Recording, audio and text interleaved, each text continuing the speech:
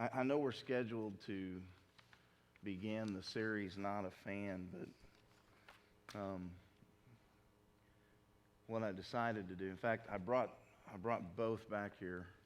I thought, well, I'm going to give you guys your choice, and then I thought, no, I'm going to give the Holy Spirit His choice. And here's why. Number one is because I made 400 copies of these handouts, and I got to get rid of them somehow. But even beyond that, I got to thinking about this. The people who come on Wednesday night now, some of you, many of you, or several of you are not yet seniors. But as far as being in the church, most everyone who is here has been in the church for a long time. And what I think that I realize is that you also need to hear this message for a couple different reasons. Because whether we like it or not, there's a generational gap. And it might not necessarily be driven by age. It could be driven by tradition and how you were raised in the church and how there are different things that are going on in the church. And so tonight, if I could have a couple of volunteers, one for this side and one for this side, to pass these out.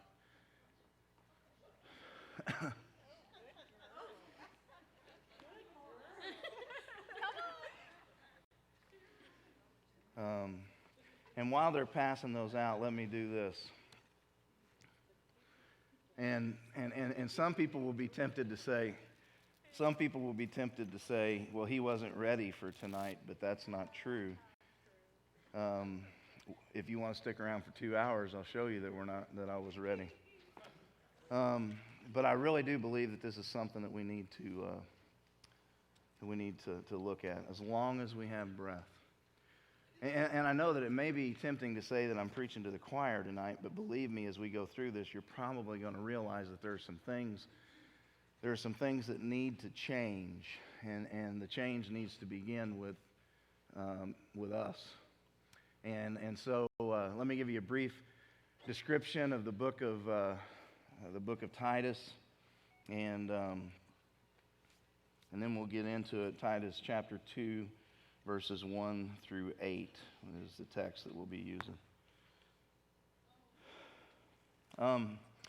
Titus is a book written to an individual who Paul calls in the first chapter his true son in the faith.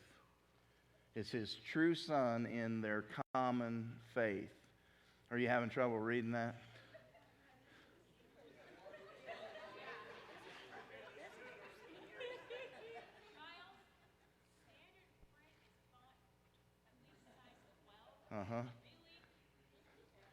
Yeah, well, it's font size 10 so that I could get it on the same page. We're going green here.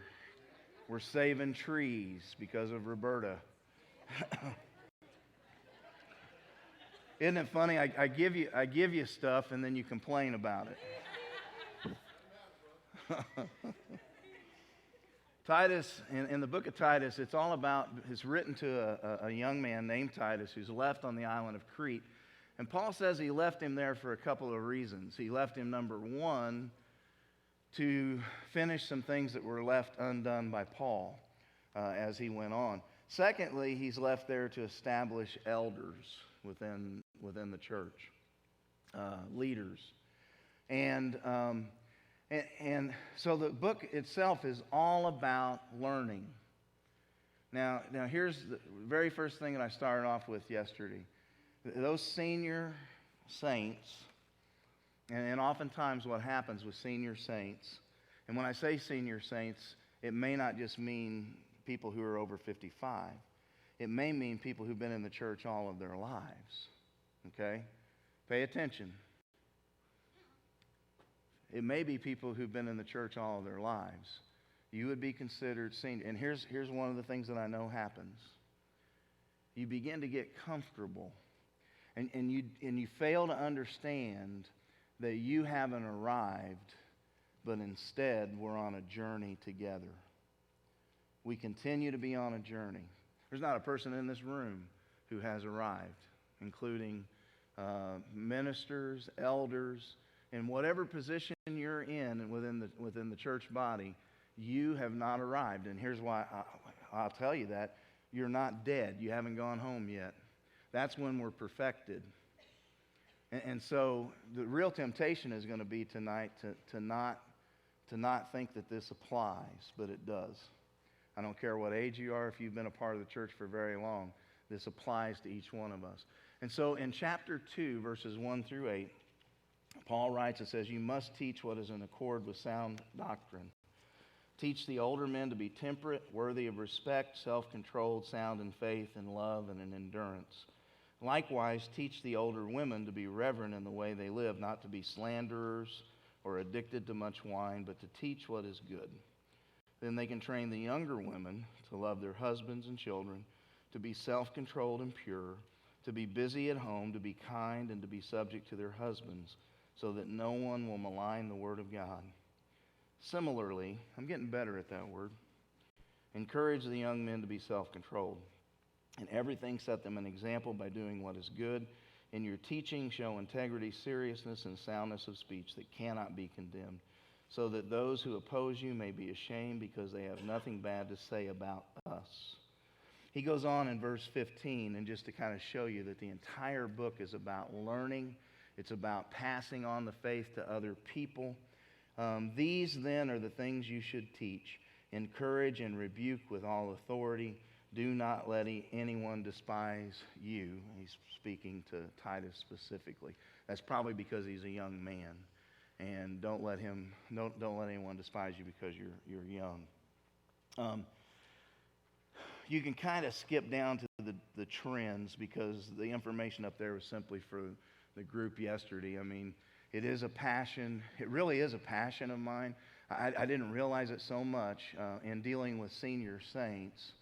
I didn't realize it as much as I did as I prepared for it, of the people that I know who were involved. And we're going to talk a little bit about involved in my walk and influencing me, those who've gone before. So we'll just kind of skip over that acknowledgement and the personal passion. There are two disturbing trends.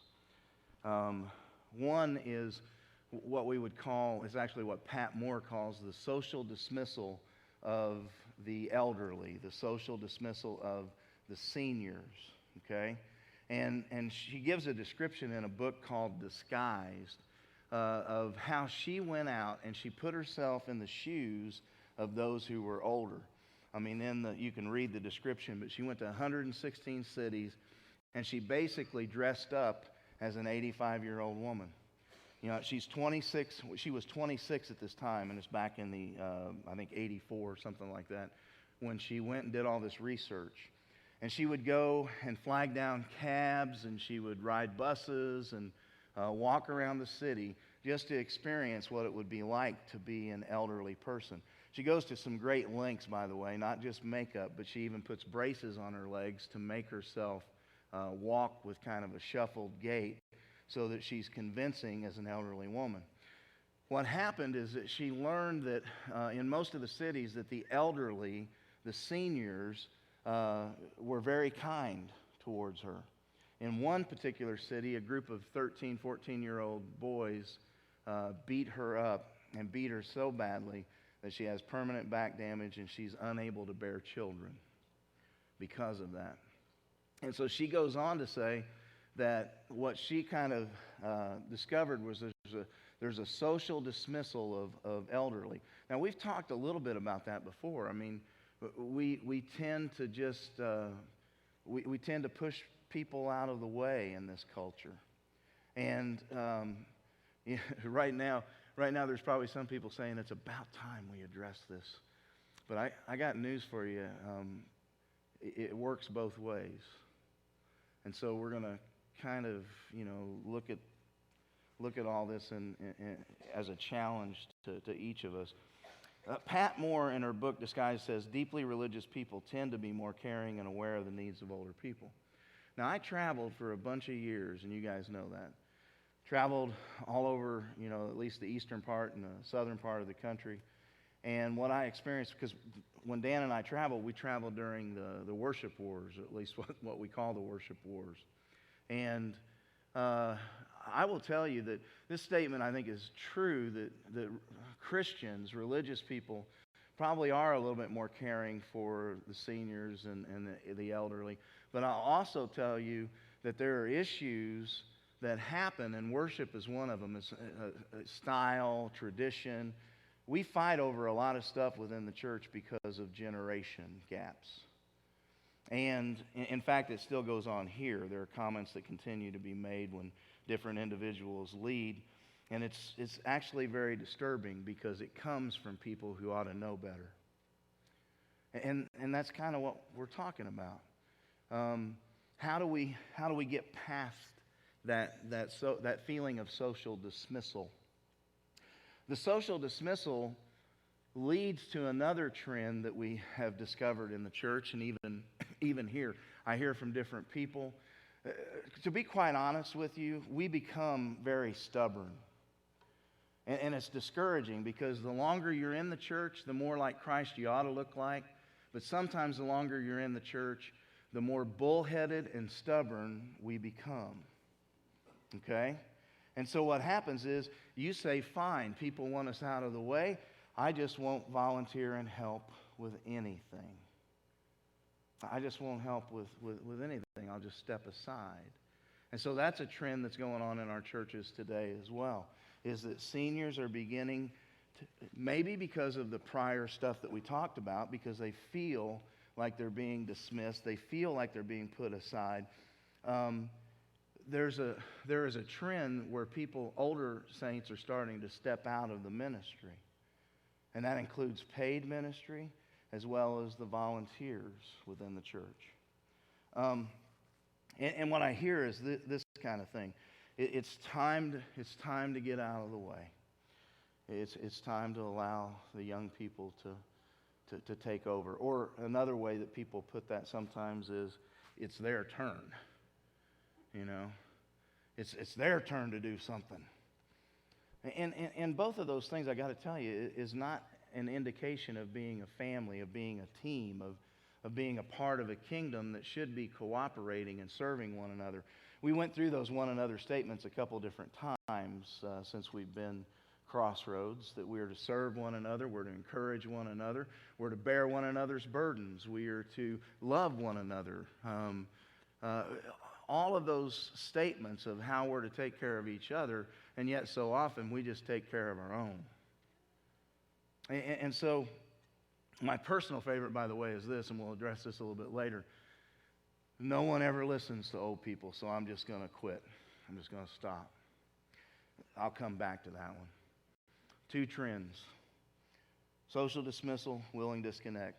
3 thoughts towards those trends. Number 1, we need you. We need the people of the church. And we need senior saints. In Jared Diamond, in an article on aging, he's a UCLA professor of sociology. He says that the repositories of knowledge are the memories of older people. If you don't have older people to remember what happened 50 years ago, you've lost a lot of experience for that society, from communal history to advice on how to survive a cyclone. I love that little statement there, or other natural disaster. And so we need the older generation. Paul points that out in this text. Teach the older men. Why should he teach the older men? Why should Titus take the time to teach the older men? So the older men can teach the younger men. Why does he say older women teach the younger women? By the way, this is the only place in Scripture where it's said to teach women to love their husbands. It's the only place. Yeah, but it's husbands. I'm speaking specifically about husbands.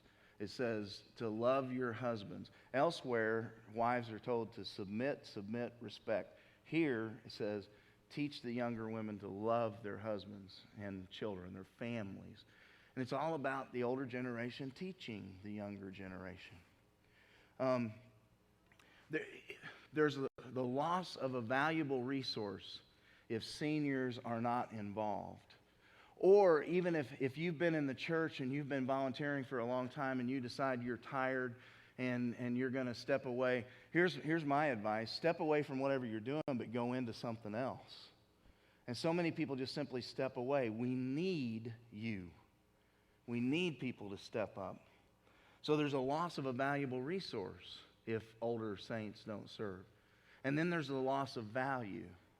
Do you know, when I'm talking to people about their spiritual gifts, the majority of the individuals who don't really know what their spiritual gift is anymore are the saints who just have stopped volunteering.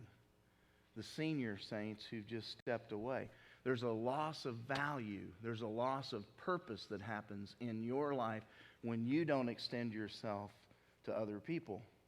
And Diamond also goes on to say, if you want to get advice on complicated problems, ask someone who's 70. Don't ask someone who's 25. And yet that's not the trend in our society. We have the youngest president that we've had in a long, long time right now. And you know, this isn't necessarily a political statement. I'm just simply saying our trend seems to be to lean upon the younger people. There are older individuals who have been laid off at jobs, and they're dependable and they're hardworking people, but they can't get another job. You know why?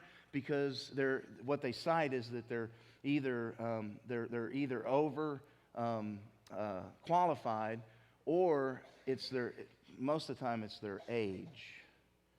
They don't want to hire that person. And so we have this trend in our society to do that kind of thing. But older people can have a new value, although we often don't recognize that that's possible, according to Diamond. The third thought is social dismissal and willing disconnect are actually a departure from God's plan. When you dig in your feet and you stubbornly say that you're not going to volunteer in any area, whether it be just simply making some phone calls on your own to encourage people along the way, when you dig in your feet and say it's somebody else's turn to do that, you are departing from the plan that the Bible has for the church. You're departing from what God has in mind for us to weave together as generations. And for the younger people who are here, and I really don't think any of the younger people who are here necessarily need this reminder. There are many young people in our church who do. Your job is to respect those who've gone before. You are to respect your elders. Jennifer, years ago, Sam Bohicio, is from Kenya and a member of Parliament in Kenya. And Jennifer and Tony Orman, our next door neighbor, once asked him how old he was. To which Sam said, "You Americans place so much emphasis on youth. In my country, it's a good thing to be old." It's a good thing to be old. And you know why? Because people turn to them for advice. Now, I will tell you, there will be people who will say that of me that I don't listen to older folks. And it's absolutely not true. Come on Thursday mornings, I listen to a group of them.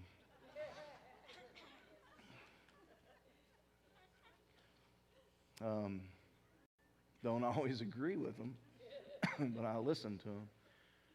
And I also look back at my life. In the years that I traveled, when we would travel and visit churches, the Sunday school class that I always went to was that of the senior saints, because I love older folks. I like to hear their stories. I mentioned yesterday that I loved Alfred Lawless. You know, I'd go fishing with those guys a couple times during the summer, and Alfred would tell stories, and I paid attention to Alfred's stories. Alfred made me a couple of cassettes with stories about coming up from Texas, crossing the Red River in a wagon. I love those stories. Now, going into how we should respond to all of this, for any of us who are here, there are 4 practical ways that I believe that we can kind of start to bridge this generation gap that we see in so many churches. And it is very much alive here. It may not be overwhelming, but it is very much alive among a few people. And the first thing is, learn to be a continuous source of encouragement. You know, when I step out here on Sunday mornings and older folks come through, it's a mixture of older folks and younger folks, and a lot of times it's the older folks who come through and who are the ones who tell me what a nice message it was, or how they were challenged. Sometimes there are older folks who come through who tell me how I can do a better job.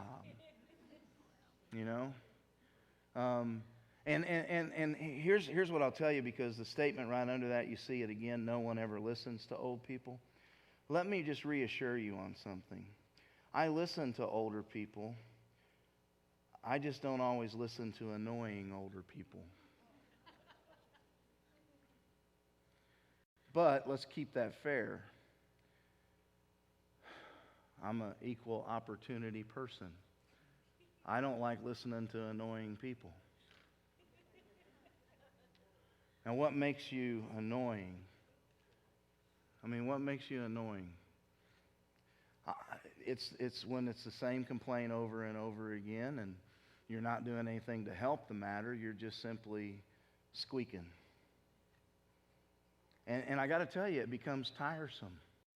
When you're a person in a position of leadership, or when you're a person anywhere, it becomes tiresome to hear the same old complaint over and over again. It does. So learn to be a continual source of encouragement. Richard Wimberly was a trustee in our first church that we served at, Broadway Christian Church in Salem.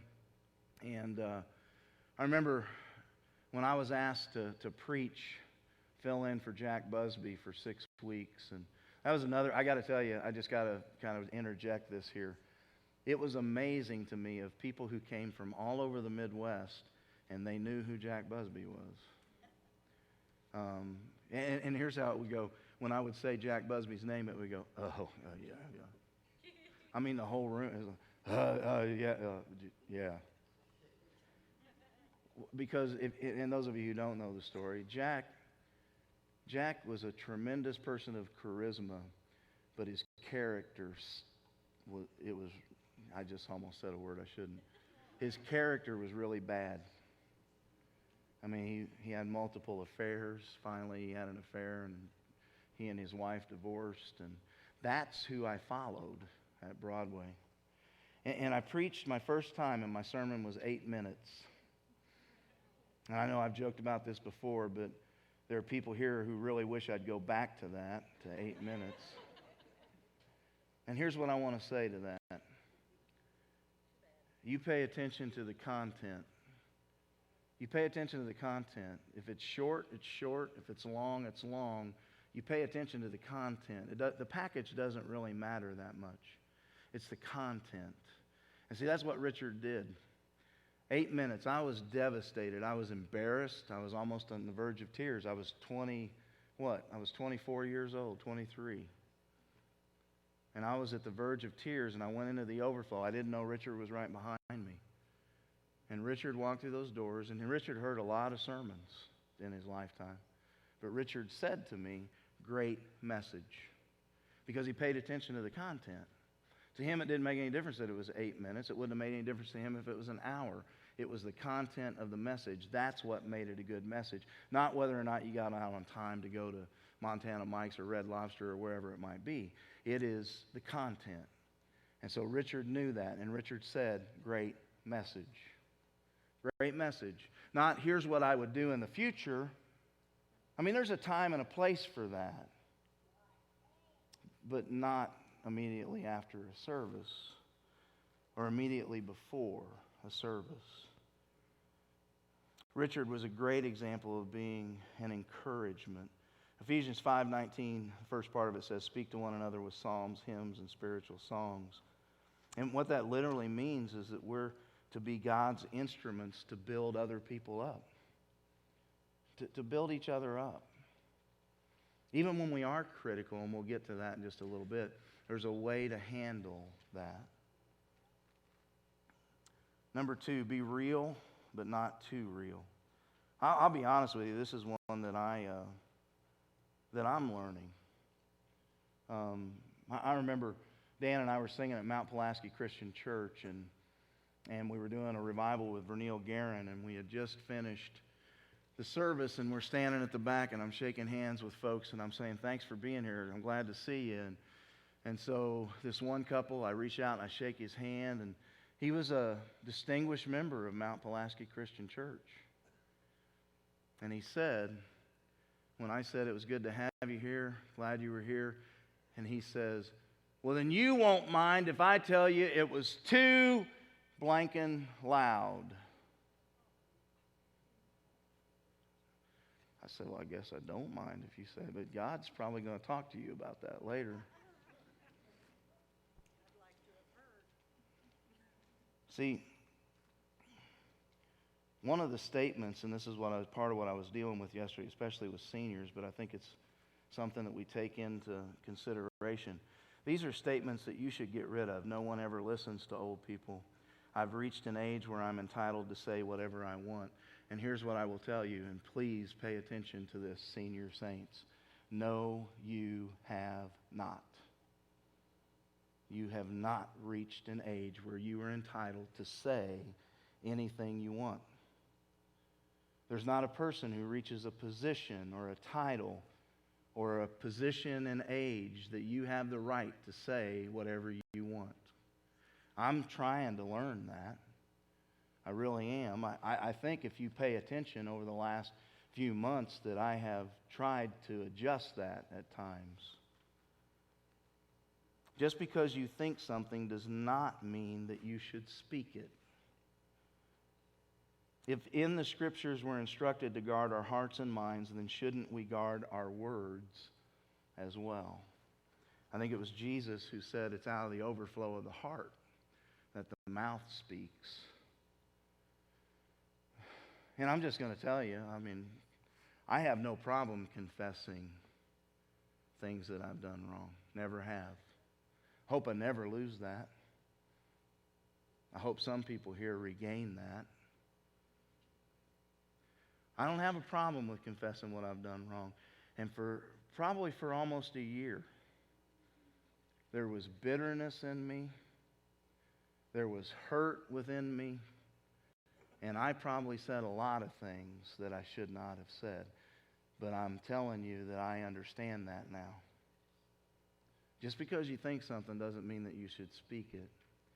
And what was happening was my heart was being revealed during that period of time. What I'm asking you to understand is that there are some of you who need to straighten your hearts up, because I hear the things you say. I hear the criticism and the bitterness that is there.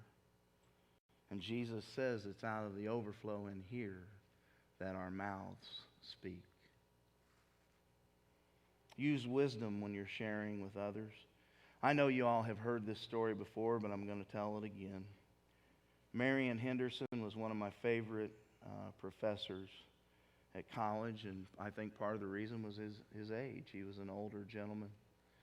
He served in the church for years. Preacher, teacher, professor. Most people at Lincoln and Florida Christian College remember Doc as being the Life of Christ professor. Do you know that even after they put him in the nursing home, Christian homes over in Lincoln, that Doc continued to go to the dining hall every day and to open the harmony of the Gospels and to teach. And he taught until the day he died, the life of Christ. During that time in preaching or teaching in the nursing home, one individual came to a relationship with Jesus Christ because of his teaching, because he taught and he lived the Christian life as long as God gave him breath. Doc one time called me into his office. Dan and I we'd been traveling a lot. I had Doc for third year Greek that year, 7:30 in the morning, Greek. Every night we had translation to do, verses that we had to do 2 or 3 at a time. And I would send my work with other people. I just wasn't going to class. So Doc, one day as I walked by, said, "Hey, I want to see you." And I walked in. He said, "Close the door." It's usually not a good thing. So I closed the door. And Doc said, "I've been missing you in class." I said, "Well, Doc, I'm getting the work done." He said, "I know you're getting the work done," but he said, "I've been missing you." I said, "Well, Doc, you got to understand that there are people out there who are going to hell. And right now, I'm trying to do both. I'm trying to prepare, and I'm trying to get out there and to lead people to Christ." And Doc, he says, "Well, Miles, you need to understand something. You're ignoring the years of preparation. You're ignoring the years of preparation." He said, "Jesus prepared for 30 years to minister for 3.5. So he starts to tell me this story. He said, "Let me tell you a story of an individual that I knew." So this individual was just talented in all sorts of different ways. He was gifted in preaching. He could sing. He played the fiddle. And immediately I knew where he was going. And he said, "Do you know that during the course of his career here at Lincoln, through the years, 50 plus years, he has never finished his degree?" I said, "Doc, I know who you're talking about." He was talking about Jack Busby. And Doc said, "Miles, I know you know who I'm talking about. What I'm trying to tell you is you're beginning to remind me of him." And coming from Doc, see, here's the deal. He was real, but he wasn't so real that he destroyed me. Now, I got to tell you, it cut. It cut. It cut just like whenever I was a kid and my grandfather was mad at me or angry with me in some way. He would say this: "You're starting to act like your dad." Now, that was absolutely the worst thing you could say to me. My dad wasn't around. My dad was a jerk. My dad was off being his own person and leaving my mother to raise my brother and myself. I didn't like that very well when my grandfather said that. And I didn't like it when Doc said this. But I understood what he was saying. I understood that he was saying, "Look, Miles, I love you, and I don't want to see you make the same mistake." You use wisdom when you're sharing and criticizing other people. There's probably a group of us here, and I'll put myself in that group. There's a group of us here who need to learn that. Be real, but not too real. Third, be willing to share your life experiences. I mentioned Ruby. Ruby was Jack's wife. Now, my mom taught me a lot of stuff. I mean, I credit her for the sacrifices she's made through the years. She doesn't cry much anymore. She's hard-hearted anymore. But used to, if I just start talking, she'd cry. But I really did. I learned a lot. I watched my mom sacrifice things for us. Jennifer and Emily have probably taught me a lot about love. But Ruby, man, she taught us an important lesson. Ruby stayed in the church after she and Jack divorced. And she kind of became, I guess, to take it like Titus, Paul says, "Titus, you're my true son in our common faith." In a way, Ruby was our spiritual mother. And she wanted me to go back to school so badly. And finally, after she was killed in a car accident, we decided to go back into full-time, or we decided to go into full-time ministry, and for me to go back to school because of her influence, because of her wishes, because of her prayers. Not just her prayers, but the prayers of many other people there at Broadway. And Ruby would teach us things, Probably the most important lesson she taught was the one she taught us the day before she died. Because I couldn't stand Jack after what had happened.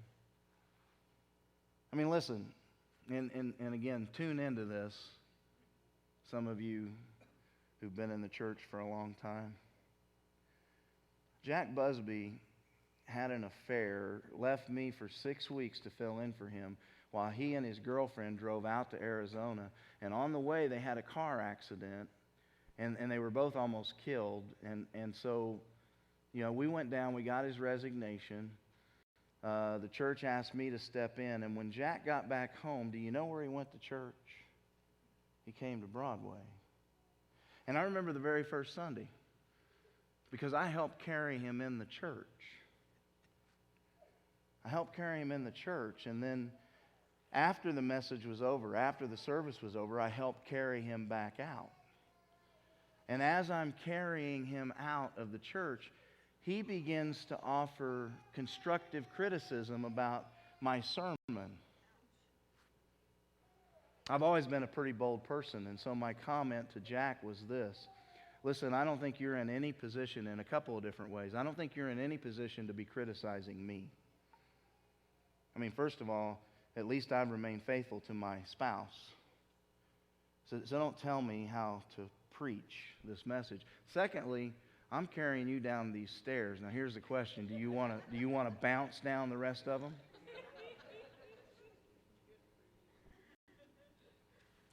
I know it may not seem very loving, but Ruby shared her life experiences with us. And the day before she died, we were having a conversation with her. And I let it out. I let it out that I was angry with Jack. She pointed her arthritic finger in my face. And in this raspy voice, she said, "You promise me that you will never stop praying for Jack Busby, because right now his soul is doomed to hell. He's not ready to go home." Listen, you talk about the work of the Holy Spirit. And when the next morning I got a phone call that Ruby had been involved in a car accident, my friend Bob Twist, a minister there in Salem, called me and said, I know that Ruby's been involved in a car accident. And I said, well, let me get ready. He said, I'll come by and pick you up. I said, let me get ready. And I said, I'll go up there. I said, let me get ready. I'll go up there. And he said, why don't you let me come pick you up? He said, Miles, it's my understanding that she didn't survive.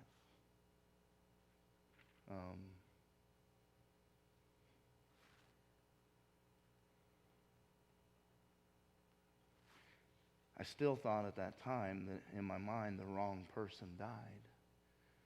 But the truth is, what God has shown me is the right person went that day because she was ready. And again, she went to her death, her grave, still teaching. Teaching us that even when someone's wounded you and hurt you, that you continue to pray for them. You continue to lift them up. There are many, many people who come to mind in this list. Ray Bowen, I talked about him not long ago. He's the reason that I was still in the church. Didn't give up on me. Bob Edwards. When I first got here, Bob, and still does, if we're going to do something, Bob's always ready to go.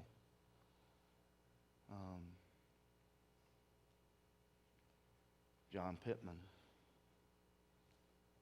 If it weren't for men like Dale and Homer, John, Bob, Jack Edwards, and I know, listen, guys, I mean, if you're leaders in this church, I mean, you mean that much to me as well, but right now I'm talking about some of these guys who are older and who haven't quit. If it weren't for these guys, we wouldn't be CrossRoads.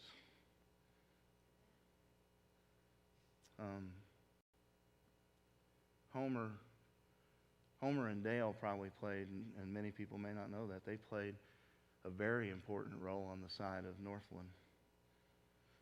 Because what people saw was when when they made their decision that this was what should happen, people followed. And see, here's the deal. I don't forget that. I don't.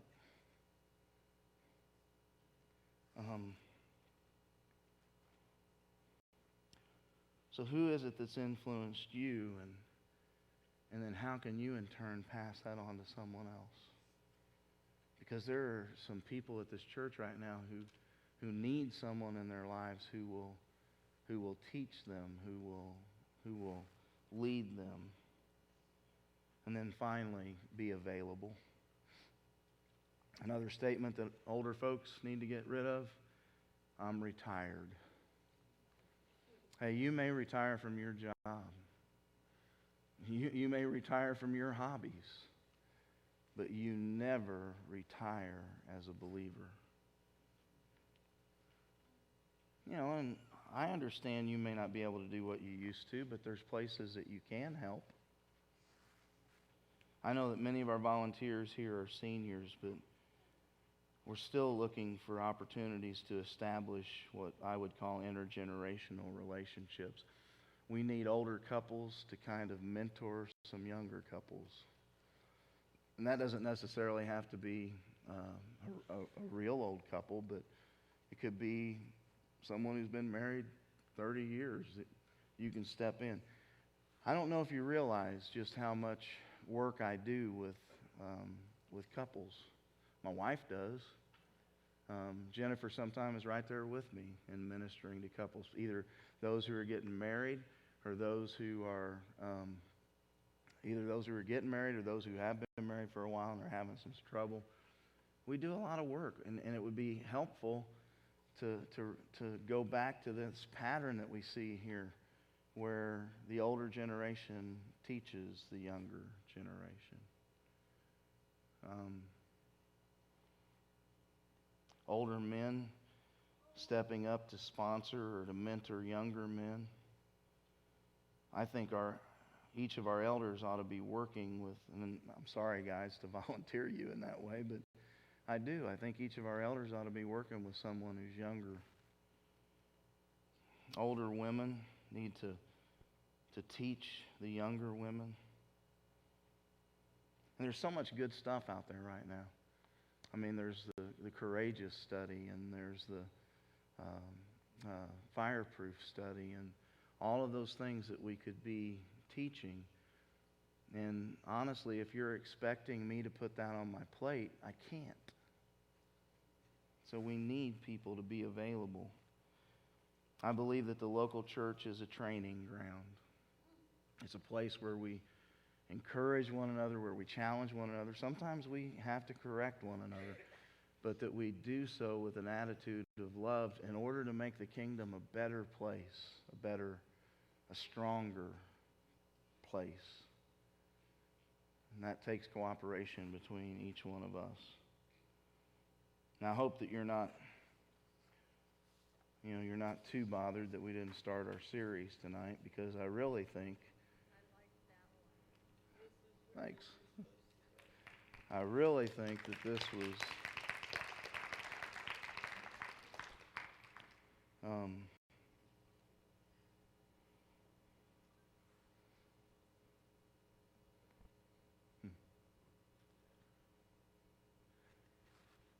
and maybe the best thing that we can do tonight is just simply by the way, now, because it's on the subject of where I want to go with this, because Mike and Angel, you do have another song, right?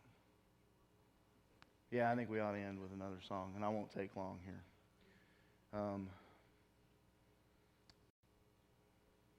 One of the places we can put this into practice, because right now, and you never know who you're going to tick off when you talk about this, but I'm going to do it anyway.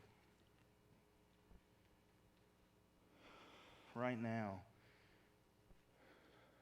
there's been a coordination between Kenny and Nancy and Mike and Angel, and Robbie is in there. And I'm actually a part of the group. It's just my day off is Monday, and that's when they meet.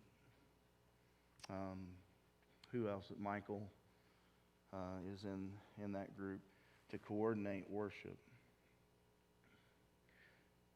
And I think, and maybe, this is a real good place to end tonight, because one of the places I think we can put this into practice as far as, as generation to generation, is that no matter who's up here, no matter who's up there, that you worship and that you encourage them. You know that one of the things that Emily grew up at Broadway. And growing up at Broadway meant that there was a piano and maybe sometimes an organ, but not all the time. Sometimes it was just the piano. And Emily will tell you to this day that some of her favorite songs to worship to are the old hymns. She's 25 years old. And she learned because her parents learned what it is to worship. She learned that she can worship with those hymns. Now, if a child is able to learn what that means, because I got to tell you, when we went to Jeff Street and, it was more of a contemporary setting, and Emily really liked that. And of course, there was a fear in us that because we knew we might be going to serve a church somewhere that was still very, very traditional and had the hymns. And we were kind of concerned because Emily liked this. She liked DC Talk, Jesus Freak stuff. So did Dad. But so we were a little concerned. But here's the deal. She learned what it is to worship. And see, I guess y'all don't know that I do really hear things. And what I hear is that criticism of certain people who are up here on the stage. I hear from some of the younger people when we have folks up there who are singing hymns. My advice to the younger people is learn to worship. Church has worshiped in that way for a long, long time. But doesn't it make sense that if we're really going to teach them that as the mature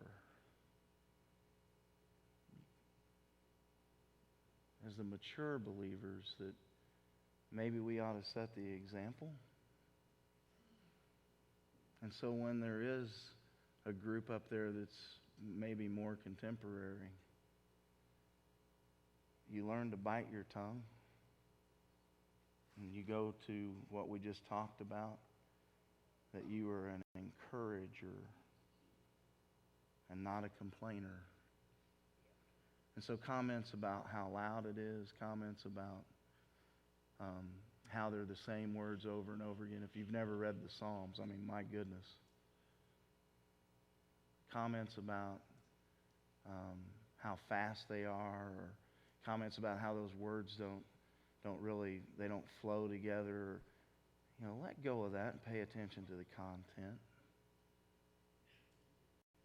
Pay attention to the content. I know you can learn that. And so we're going to close tonight by worshiping together. And I kind of gotten past the fact that there's just a lot of people that don't like to sing, I guess, and that's okay. All I'm asking you is to worship in spirit and to worship in truth. And that means that you don't make such a production about the preference, but you look at the content and you give Him the glory that He is due. And you celebrate the fact that the people who are up there leading us have been gifted to lead us. Let's stand.